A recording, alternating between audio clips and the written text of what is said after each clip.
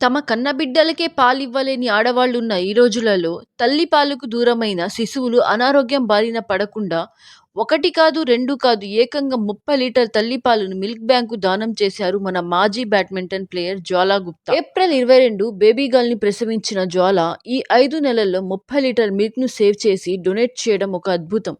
30 litre తల్లిపాలు donate చేయడం కోసం జ్వాల ఎంత కష్టపడి ఉంటారో ప్రతి మాతృమూర్తి అర్థం చేసుకోగలదు.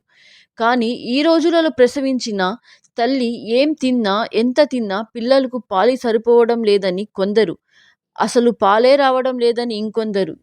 ఈ జనరేషన్‌లో అలవాటు చేసుకున్న ఫుడ్ హ్యాబిట్స్ వల్ల తల్లిపాలు కనీసం 3 నెలలు కూడా పిల్లలకి ఇవ్వలేకపోతున్నా, ఇలాంటి రోజుల్లో 30 లీటర్లు డొనేట్ చేసిన జ్వాల, ఇంత మిల్క్ డొనేట్ చేయడానికి సహాయపడిన డైట్‌ని షేర్ చేస్తే ప్రతి అమ్మాయికి ఒక పర్సనల్ అడ్వైస్ అవుతుందని నేను ఈ ప్లాట్‌ఫార్మ్ ద్వారా మేడంని రిక్వెస్ట్ చేస్తున్నా.